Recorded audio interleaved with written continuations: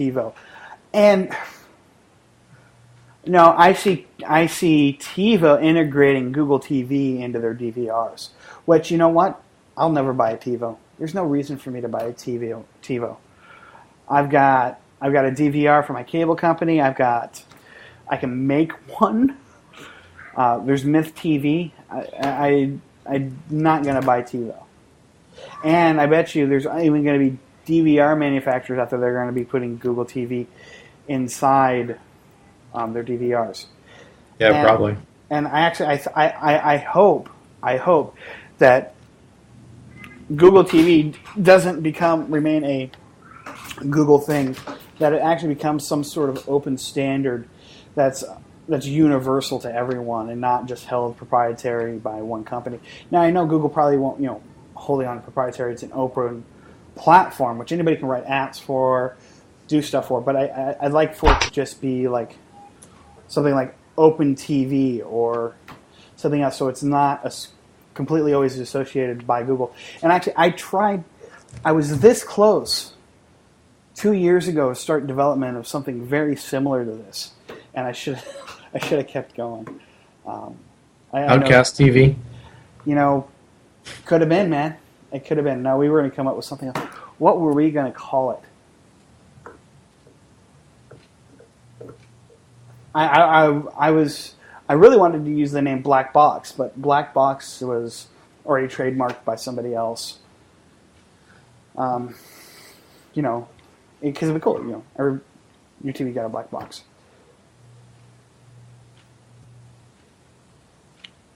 Yeah, you know what? I think the reason, I know Black Box is a tech service company, but it's not. Black Box is also is names for other products and things like that. There's a company out there that makes little T1 to E1 converters and stuff. But basically, anyways, yeah. Where Google TV is going to take off, where Apple TV failed. Apple TV, all it was an extension of iTunes. You play music, you pictures, whatever. It's like those stupid little media boxes that you can buy for $30. Throw an SD card in and plug into your TV. That's what Apple TV was. I don't even think Apple TV had a web browser in it. Did it? No, and all you could do was search. I think you could search and buy movies on it that are in iTunes Store. I don't know, but yeah, it's pretty much restricted to iTunes. Yeah. The thing Google... What Google TV is going to do, and this is something that I've preached about on many different blogs and comments, things I've done in the past, is you have to get. You don't want a full blown operating system on your TV. You don't want to have a mouse and a keyboard when you're using a TV. I would prefer, which they're going to do. There's going to be Android phone and Google TV integration. I guarantee it. But I'd rather have something like this. And how will it be different from the boxy set-top box? I can tell you that one. A, Google will ship it. Well, B, it'll probably be easier to use. Google won't ship it. Google's not going to be the one shipping it. Google's going to be getting...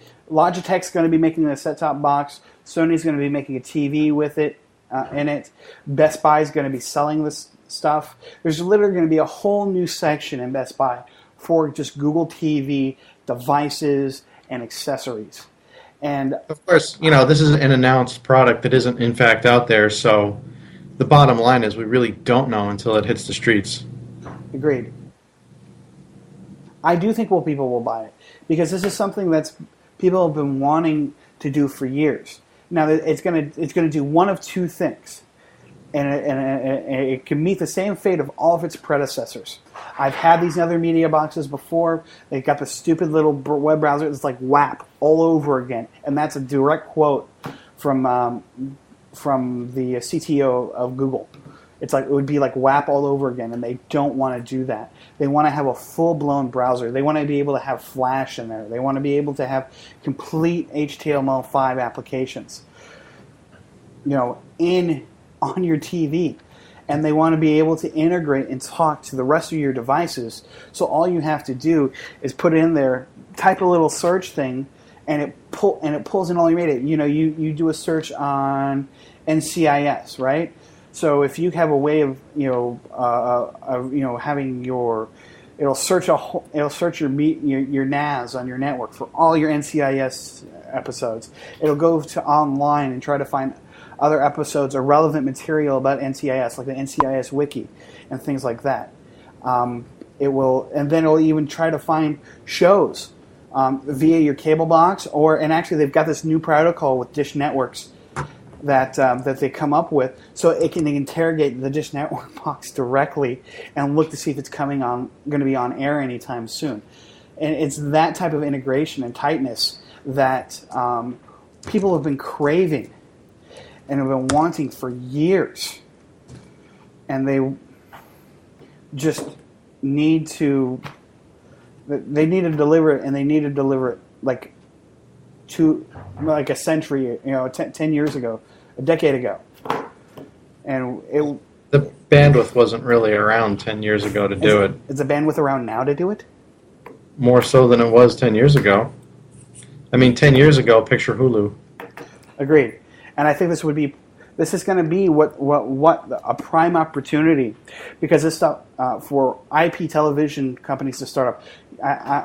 One of the things that I'm personally myself, why I've been so busy lately, and haven't been keeping up with my YouTube Orbit videos. There's some things I've been working on, and one of the things is possibly setting up a new IP TV service that is delivered through Google TV.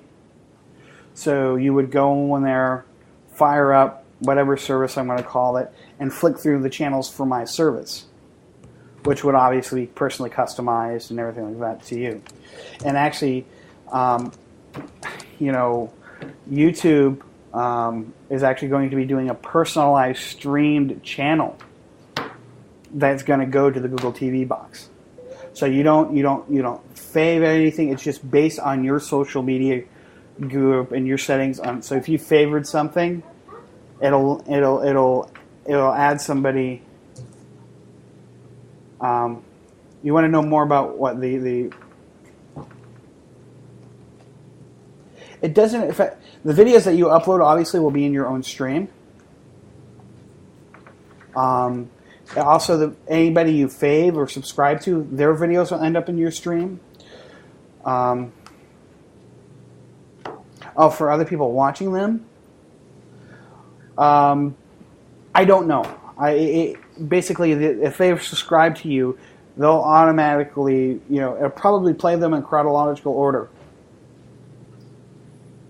Yeah, your videos will show up on other people's TVs if they're subscribed to you, or linked to you in some sort of way through the social media cloud that YouTube has a special algorithm for. It'll automatically generate content, find content and play it for you on the streaming channel. And this is, I told you about this.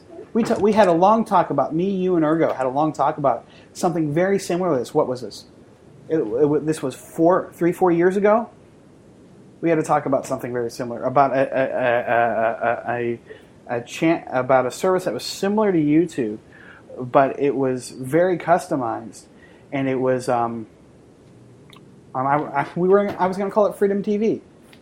I still got the notes on it, and it was going to be getting it on. It was going to be a user-controlled TV channel. Now, it wasn't going to be personalized so much, but it was going to be whatever the top-rated videos were for that day were going to be aired. And it